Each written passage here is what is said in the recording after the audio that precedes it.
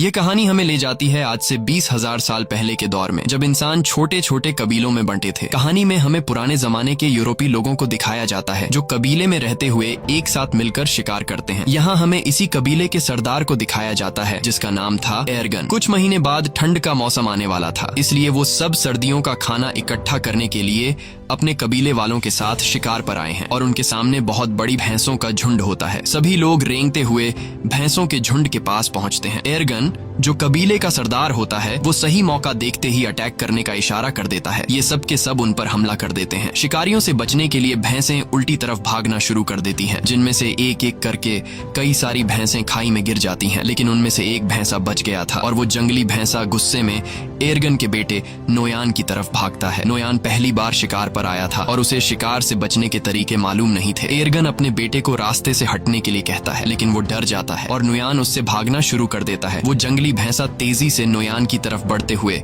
उसे अपने सींग में उठा लेता है और खाई की तरफ भागना शुरू कर देता है। एर्गन जो उस कबीले का सरदार है वो देखकर अपने बेटे को बचाने के लिए भैंसे पर भाला फेंकता है। भैंसे को भाला लग जाता है, लेकिन घायल होने के बाद भी वो नोयान को नहीं छोड़ता और नोयान को खाई से ऊपर उछाल देता है। और यहाँ से कहानी जाती है फ्लैशबैक में, यानी कि एक हफ्ता पहले, जहाँ पर हम देखते हैं कि कबीले के लोग शिकार की तैयारी कर रहे हैं। वो पत्थरों से अलग अलग तरह के नुकीले हथियार बना रहे थे। ये सिर्फ तैयारी नहीं थी, बल्कि नए लोगों को शिकार में हिस्सा लेने के लिए इस तरह के पत्थर बनाने पड़ते थे। जो सबसे तेज और नुकीला हथियार बनाएगा उसे शिकार के लिए सिलेक्ट कर दिया जाएगा। इस प्रतियोगिता में एर्गन का बेटा नोयान भी पास हो जाता है। उसी रात को नोयान की माँ एर्गन से कहती है, नोयान को अपने साथ शिकार पर मत ले जाओ, वो अभी बच्चा है, मैं उससे बहुत प्यार करती हूँ और उसे खोना नहीं चाहती। एर्गन कहता है, सर्दियां आने वाली हैं और साल के इस वक्त में सभी शिकार करने के लिए जाते हैं। अगर हम शिकार पर नहीं गए तो हम सर्दियों में भूख से मर जाएंगे और नोयान को खुद को साबित करना होगा कि वो मेरा बेटा है। अगली सुबह सभी कबीले वाले शिकार के लिए निकल रहे होते हैं, लेकिन नोयान की माँ नोयान के लिए बेचैन हो रही थी कि कहीं मेरे बेटे को कुछ हो न जाए। लेकिन एर्गन उसे तसल्ली देता है, तुम परेशान मत हो, नोयान को कुछ नहीं होगा। और वे सब शिकार पर निकल जाते हैं। थोड़ी दूर आगे जाने के बाद यहाँ पर एक दूसरा कबीला भी आता है जो उन्हीं की तरह शिकार करने के लिए निकला है ताकि सर्दियों के लिए खाना इकट्ठा कर सके। बहुत लंबा सफर तय करने के बाद वो सब एक पत्थर के ढांचे तक पहुँचते हैं जो कभी उनके पूर्वजों ने बनाया था। ये सफर बहुत खतरनाक होता है। इस सफर में उनके कई पूर्वजों ने अपनी जान गंवाई है, इसीलिए उन्होंने पूर्वजों की याद में यह पत्थर का ढांचा बनाया होता है। आगे चलने के बाद उन्हें एक जंगली सुअर दिखता है जिसे वो भाले से घायल कर देते हैं। एर्गन अपने बेटे नोयान से कहता है कि तुम इसे मारोगे, लेकिन नोयान ने पहले कभी शिकार नहीं किया था। वो इसे देखकर घबरा जाता है और नोयान उसकी जान नहीं लेता, इसलिए एर्गन उसके हाथ से पत्थर का खंजर छीनकर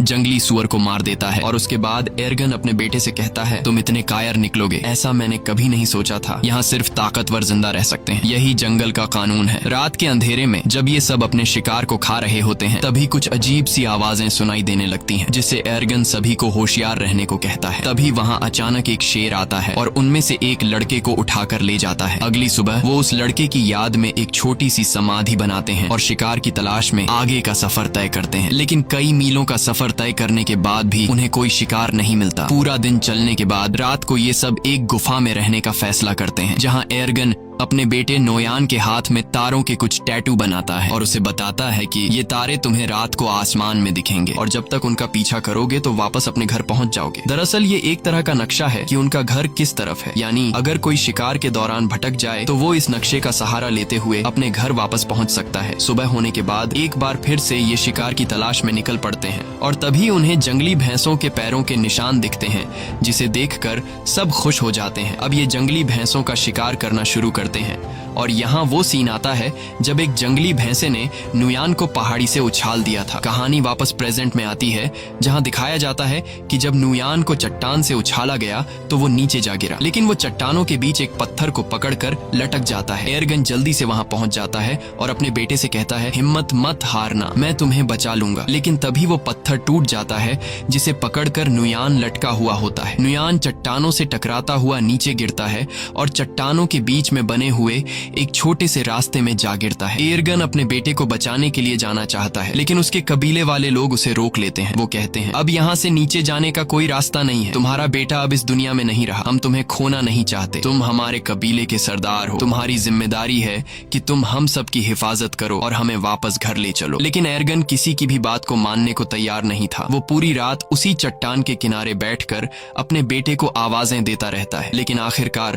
उसे समझ आ जाता है कि अब मेरा बेटा इस दुनिया में नहीं रहा। और अगली सुबह तक जब उसका बेटा नहीं आता तो उसके तमाम साथी नुयान की याद में वहां एक छोटा सा पत्थर का समाधि बना लेते हैं और अपना किया हुआ शिकार लेकर वापस कबीले की तरफ निकल पड़ते हैं। उनके जाने के कुछ देर बाद नुयान के ऊपर एक गिद्ध आकर बैठ जाता है और चोंच मारना शुरू कर देता है, मगर उससे पहले कि वो उसे खाता नुयान की आंख खुल जाती है। वो गिद्ध को नीचे फेंक देता है और उसके बाद वो अपने पिता को आवाज देता है, लेकिन उसे कोई भी जवाब नहीं मिलता। इससे पता चल जाता है कि सभी यहाँ से चले गए और अब उसकी कोई मदद नहीं कर सकता। वो हार नहीं मानता और चट्टान पर चढ़ने की कोशिश करता है, लेकिन वो ज्यादा ऊपर चढ़ नहीं पाता। नीचे बहुत गहरी खाई होती है और शायद किस्मत उसे जीने का एक दूसरा मौका देना चाहती है। कुछ ही देर बाद वहाँ तेज बारिश शुरू हो जाती है और बारिश की वजह से नीचे खाई धीरे धीरे नदी में बदलने लगती है। उसे समझ आ जाती है कि अगर उसे जिंदा रहना है तो उसे नीचे खाई में कूदना होगा। और जब नुयान को अंदाजा होता है कि पानी अब गहरा हो गया है, अगर वो छलांग लगा दे तो उसे कोई चोट नहीं आएगी। इसके बाद वो पानी में कूद जाता है, लेकिन पानी में गिरते ही वो बेहोश हो जाता है। अगले दिन जब उसे होश आता है तो वो खुद को दूसरी जगह में पाता है। ऊंचाई से कूदने पर वो बच तो गया था, लेकिन उसके पैर की हड्डी मुड़ गई थी। फिर वो अपने टूटे हुए पैर को लकड़ियों से बांधता है, जिससे वो चलने के काबिल हो जाता है। और फिर वो उस चट्टान के ऊपर पहुंचता है जहां से वो गिरा था। लेकिन वहां पहुंचकर जब वो देखता है कि उनके लोगों ने उसकी समाधि बना दी, जिससे वो रोने लगता है, वो समझ जाता है कि उसके पिता एर्गन और कबीले वालों ने ये यकीन कर लिया था कि नुयान मर चुका है। तभी अचानक उसे आसपास कुछ अजीब आवाजें सुनाई देती हैं और खतरे से बचने के लिए नुयान पेड़ पर चढ़ जाता है, जहां वो पूरी रात एक सूखे पेड़ के ऊपर गुजारता है। अगली सुबह जब वो पानी पीने जाता है तो वो भेड़ियों की एक झुंड को देखता है और वो भेड़िए तेजी से उसकी तरफ बढ़ रहे थे। तभी कुछ भेड़िए उस पर हमला कर देते हैं। नुयान वापस पेड़ की तरफ भागता है, लेकिन एक भेड़िया उसका पांव पकड़ लेता है। नुयान चाकू से उस भेड़िए पे वार करता है,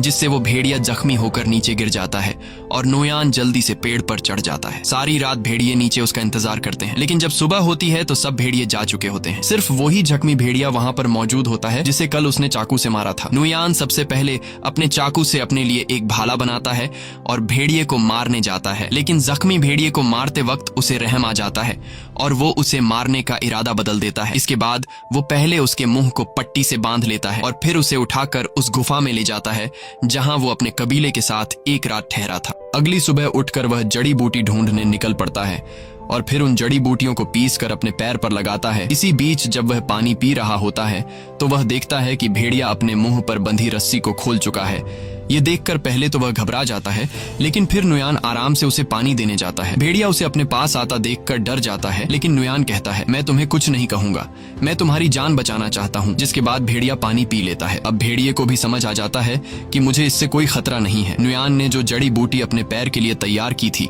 वह अब भेड़िए के जख्म पर लगा देता है और उसी वक्त नुयान वह कीड़े भी उसे देता है जो वह खुद खाता है। अब आहिस्ता आहिस्ता उन दोनों के बीच एक रिश्ता बनने लगता है। शाम होने से पहले नुयान एक खरगोश का शिकार कर लेता है, क्योंकि उसने कई घंटों से कुछ भी नहीं खाया था। रात को बड़ी मुश्किल से वह आग जलाकर उस खरगोश को पका लेता है और उसमें से कुछ हिस्सा भेड़िए को भी दे देता है।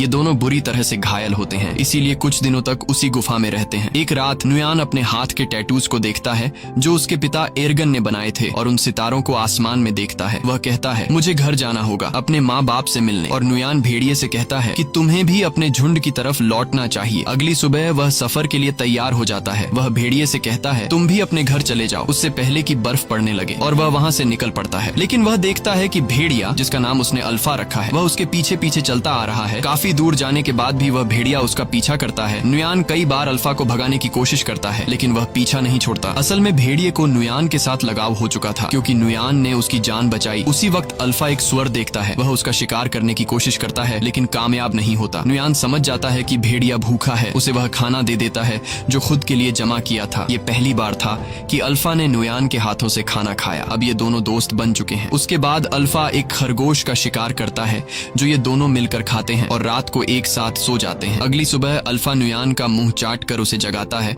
और जैसे ही वह उठता है तो अल्फा से कहता है, तुमसे कितनी बदबू आ रही है, और वह उसे जबरदस्ती दरिया में फेंक देता है। ये दोनों दरिया में नहाते हैं। यहाँ अल्फा खाने के लिए एक मछली भी पकड़ता है। उसके बाद नुयान वापस अपने सफर पर निकल पड़ता है। रात को वो दोनों आग जलाकर बैठे होते हैं। तब अल्फा कुछ महसूस करता है। हम देखते हैं कि वहाँ कुछ और भेड़िए आते हैं। अल्फा उनके पास जाता है।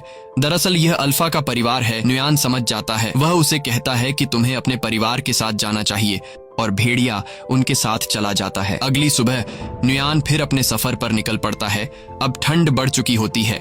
चारों तरफ बर्फ बरस रही होती है और नुयान उसी बर्फ में आगे बढ़ता है। तभी दूर से वह देखता है कि कुछ भेड़िए एक मरे हुए शिकार को खा रहे हैं, जिसमें अल्फा भी शामिल होता है। अल्फा को उसके साथी शिकार नहीं खाने देते हैं। नुयान उसे पहचान लेता है और दौड़कर अल्फा के पास जाने लगता है। तभी दौड़ते वक्त अचानक बर्फ टूट जाती है और नुयान उसमें गिर जाता है। दरअसल यह एक जमी हुई झील होती है। अल्फा को जब पता चलता है तो वह उसकी तरफ दौड़कर भागता है। वह उस बर्फ को कूदकर तोड़ने की कोशिश करता है, लेकिन बर्फ की परत काफी मोटी होती है, इसलिए वह इतनी आसानी से नहीं टूट पाती। पानी के अंदर नुयान की सांसें फूलने लगी थीं। फिर वो जैसे तैसे करके अपना चाकू निकालकर बर्फ की परत को तोड़ लेता है और पानी से ऊपर निकल आता है। और अब एक बार फिर से ये दोनों मिल चुके हैं। नुयान ठंड से बचने के लिए जल्दी से आग जला देता है और अपने कपड़े उतार कर शरीर को गर्म करता है। फिर अगली सुबह अल्फा को साथ लिए नुयान अपना सफर जारी रखता है। थोड़ा सा आगे चलकर उसे एक आदमी दिखाई देता है, जिसे देखकर वह बहुत खुश होता है। लेकिन जब करीब जाकर देखता है तो पता चलता है कि यह आदमी ठंड से जमकर मर चुका होता है। ये देखकर उसे बहुत दुख होता है। उसके बाद नुयान उस आदमी के टेंट के अंदर चला जाता है, लेकिन वहाँ उसे कुछ भी जरूरत का नहीं मिलता। जिसके बाद नुयान उस आदमी का तीर कमान ले लेता है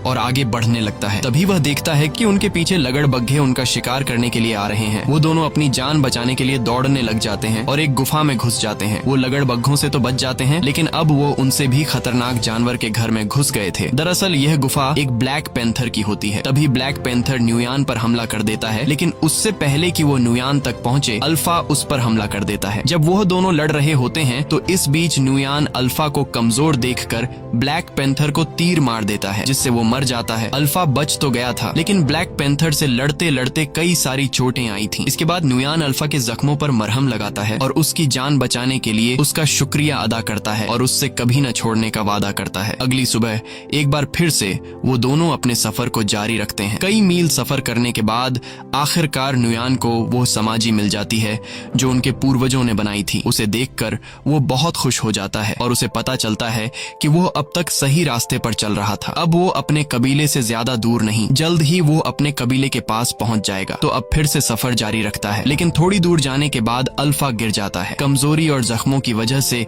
वो अब चलने के काबिल नहीं था। नुयान बिना टाइम जाया किए अल्फा को अपनी गोद में उठाकर कबीले की तरफ बढ़ने लगता है। बर्फीला तूफान बहुत तेज था और कई हफ्तों से नुयान सफर कर रहा था, इसीलिए अब उसे आगे सफर करने में बहुत मुश्किल पड़ रही थी। लेकिन वो हिम्मत नहीं हारता और आहिस्ता आहिस्ता कबीले की तरफ बढ़ता है। एक जगह पहुंचने के बाद उसे दूर से अपना कबीला दिखाई देने लगता है। इस दौरान उसके पिता को भी पता चल जाता है कि दूर से कोई आ रहा है। इतने दिनों बाद अपने घर को देखकर उसकी खुशी का कोई ठिकाना नहीं था। उसके बाद जैसे तैसे करके वो अपने कबीले तक पहुंच जाता है और वहीं पर गिर जाता है। नुयान को देखकर उसके माता पिता दौड़ कर आते हैं। उसे देखकर उन दोनों को यकीन नहीं होता कि ये हमारा बेटा है। वो दोनों मान चुके थे कि हमारा बेटा मर चुका है, लेकिन अब उसे जिंदा देखकर वो बहुत ज्यादा खुश हो जाते हैं। फिर नुयान अपने पिता से कहता है कि अल्फा को बचा लीजिए। यह कहकर नुयान बेहोश हो जाता है। कुछ घंटे बाद जब उसकी आंख खुलती है तो वो अपने घर में होता है। उसके माता पिता और कबीले के लोग चारों तरफ बैठे हुए होते हैं और अल्फा भी उसके पास में ही लेटा हुआ था। लेकिन यहाँ उन्हें पता चलता है कि अल्फा ने कुछ बच्चों को जन्म दिया है। ये देखकर नुयान चौंक जाता है। यानी अल्फा एक भेड़िया थी और प्रेग्नेंट होने के बावजूद अल्फा ने सफर पर नुयान का एक एक कदम पर साथ दिया। ये देखकर नुयान उसे अपने गले लगाता है और दिल ही दिल में उसका शुक्रिया अदा करता है। अब कहानी के एंड में हम देखते हैं कि कुछ हफ्ते बीतने के बाद अल्फा के बच्चे अब काफी बड़े हो चुके हैं। यह एक नए दौर की शुरुआत होती है। यहाँ इंसानों ने जानवरों से भी दोस्ती करना शुरू कर दी है। आखिर में ये दिखाया जाता है कि नुयान कई मुश्किलें झेलने के बाद आखिरकार घर पहुंच गया और अब अल्फा और उसके बच्चे भी उसके साथ थे। इसी के साथ कहानी खत्म हो जाती है। अगर वीडियो आपको पसंद आई हो तो हमारे चैनल को जरूर सब्सक्राइब कीजिए।